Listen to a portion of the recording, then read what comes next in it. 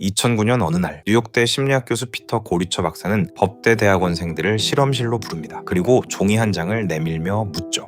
당신은 어떤 법조인이 되고 싶습니까? 그 정체성을 한 줄로 적어보세요. 학생들은 각자 종이에 적습니다. 최고 수준의 판사가 되겠다. 정의를 실현하는 변호사가 되겠다. 너무도 진지한 다짐들이었어요. 박사는 학생들을 두 그룹으로 몰래 나눕니다. A그룹은 그 카드를 실험자에게 건네 직접 읽게 하죠. 아, 그렇군요. 잘 알겠습니다 하는 한마디까지 해주고요. B그룹은 그 카드를 그냥 무심하게 폐기해요. 아무도 안 읽고요. 그 다음 두 그룹 모두에게 진짜 법 관련 문제를 풀게 하죠. 마음껏 풀다가 멈추고 싶을 때 멈춰도 되게 하죠. 결과는 어땠을까요? 상식적으로는 다짐을 입 밖에 내고 교수에게 이야기한 A그룹이 더 열심히 풀어야 맞습니다. 사람 앞에서 자신을 약속한 셈이니까요. 안 하면 창피하잖아요. 그런데 결과는 정반대였습니다. 다짐을 인정받은 A그룹이 다짐을 폐기한 B그룹보다 더 일찍 손을 멈췄고 더 적은 문제를 풀었어요. 다짐을 비공개로 둔 사람들이 오히려 끝까지 풀고 있었던 거죠. 박사는 같은 실험을 다른 직군, 다른 정체성으로도 반복합니다. 심리학자가 되겠다는 학생들, 의사가 되겠다는 학생들, 사업가가 되겠다는 학생들. 결과는 매번 똑같았어요. 다짐을 누가 인정해주는 순간 그 다짐을 향한 실제 노력은 줄었던 거죠. 왜 이런 일이 벌어질까요? 박사가 내놓은 답은 단순합니다. 우리 뇌는 의외로 단순한 기관이라 다짐을 다른 사람이 알아줬다는 사실, 그 자체를 마치 다짐을 어느 정도 이뤄낸 것처럼 착각한다는 거예요.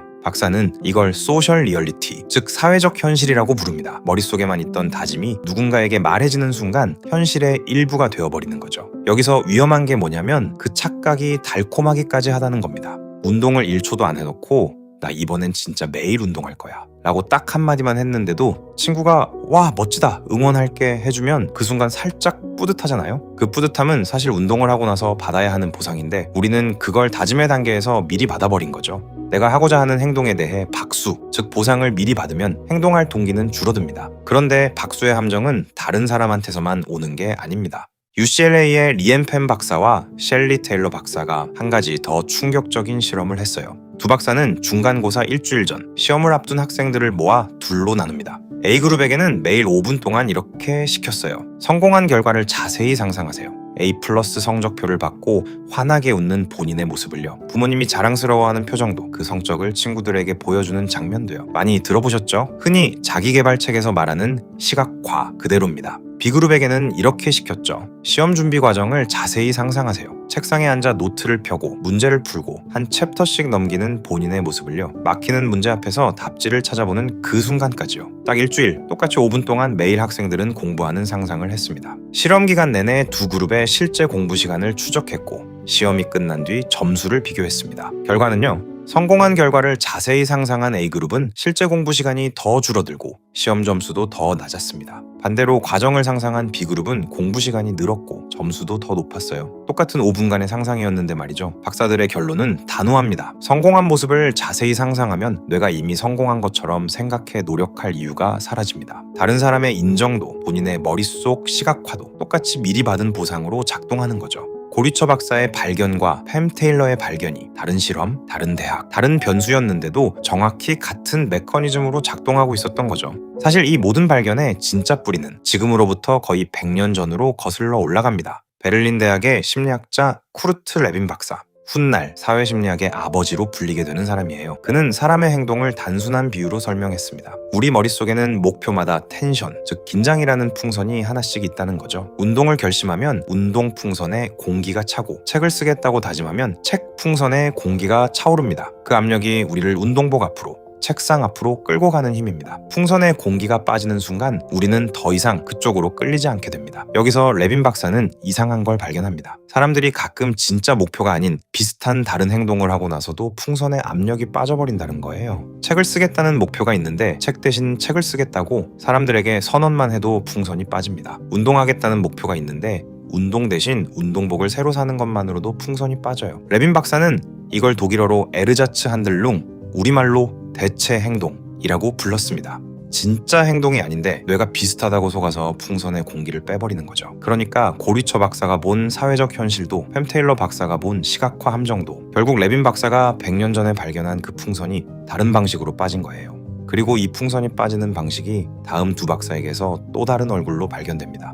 우리가 오프닝에서 만난 그 고리처 박사, 그가 뉴욕 주립대 교수가 되기 한참 전에 막 박사를 받은 포닥 연구원이던 시절이 있었습니다. 이때 그는 자신의 지도교수였던 로버트 위클런드 박사와 함께 한 가지 책을 출간하죠. 책의 제목은 심볼릭 셀프 컴플리션, 바로 상징적 자기 완성입니다. 두 박사는 프로 연주자, 법조인, 사업가, 학자가 되고 싶은 60명 넘는 사람을 추적합니다. 그리고 한 가지 패턴을 발견하죠. 진짜 프로 연주자가 되려면 매일 못해도 4시간씩은 연습해야 합니다. 그런데 프로가 되고 싶은 학생들을 관찰했더니 새 기타를 사는 순간, 단복을 맞추는 순간, 명함에 뮤지션을 적는 순간, 그날부터 연습 시간이 줄어들었습니다. 한 명도 아니고 한 부류도 아니고 거의 모두가 같은 패턴이었어요. 법대생들한테도 같은 일이 벌어졌습니다. 새 가죽 가방을 사는 순간, 명문 로펌 인턴십에서 합격 레터를 받는 그 순간, 정작 공부 시간은 줄었습니다. 사업가가 되고 싶은 사람도 의사가 되고 싶은 사람도 말이죠. 두 박사는 이 패턴에 이름을 붙입니다. 상징적 자기 완성. 사람들이 정체성을 추구할 때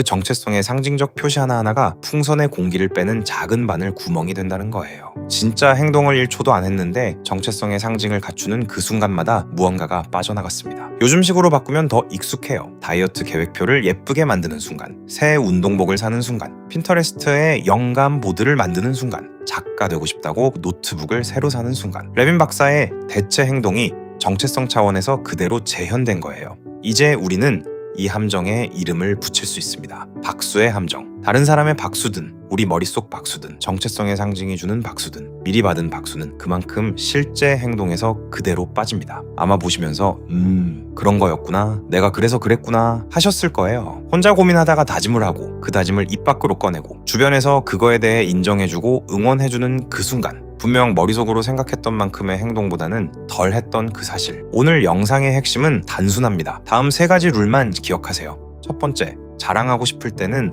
행동 결과만 자랑하세요. 다짐을 자랑하지 말고 이미 한 행동을 자랑하세요. 나 내일부터 매일 책 읽을 거야. 대신 나 30일 동안 매일 책 1분 읽었어. 차이는 명확합니다. 전자는 정체성 풍선을 미리 터뜨립니다. 후자는 이미 채워진 풍선을 다음 사람한테 살짝 자랑하는 거예요. 이미 받은 사람은 더 받아도 절대로 안 셉니다. 두 번째, 결과를 상상하지 마세요. 과정을 상상하세요. 저 같은 동기부여 덕후한텐 사실 이게 충격이 제일 컸습니다. 매일 나는 뭐뭐한 사람이다 라고 상상했었거든요. 근데 그게 실제로는 뭐뭐한 사람이 되기 위한 과정을 상상을 했었어야 하는 거죠. 세 번째, 그냥 하세요. 목표를 정해놓고 다짐을 하는 순간 원래는 필요 없던 것들이 눈에 들어옵니다. 이를테면 러닝을 하겠다 라고 생각하는 순간 러닝화가, 공부를 하겠다고 생각하는 순간 갑자기 필기감 좋은 펜이 눈에 들어오죠. 필요 없습니다. 러닝하는데 러닝화가, 공부하는데 꼭 좋은 펜이 필요하지 않습니다. 그냥 하세요. 먼저 하는 사람이 되고 필요한 걸 갖추시는 게 맞습니다. 지난 영상에서 한 가지 부탁을 드렸어요. 댓글창에 본인의 1분 행동을 한 줄로 적어달라고요. 형식은 단 하나, 뭐뭐한 직후에 나는 뭐뭐를 한다. 오늘 영상엔 한 줄 더 추가해보세요. 오늘 영상의 댓글엔 난 뭐뭐다 라고 현재형으로 말이죠. 두 댓글이 만나는 자리에서 진짜 정체성이 자랍니다. 댓글들은 SNS에 공유하지 마세요. 친구에게 자랑하지도 마세요. 댓글창은 여러분만의 비밀 다이어리로 두세요. 대신 생각날 때마다 들어와서 혼자 보시고 그 사람이 되어가는 과정만 상상하시면 됩니다. 다음 영상에서는 한 단계 더 들어갑니다. 다짐을 비밀로 두는 것까지는 좋은데 그래도 알람이 울리는 새벽 6시, 의지가 정말 빵인 그 순간이 옵니다. 그때 침대에서 일어나는 사람과 못 일어나는 사람을 가르는 건 의지가 아니라 단 5초의 룰입니다.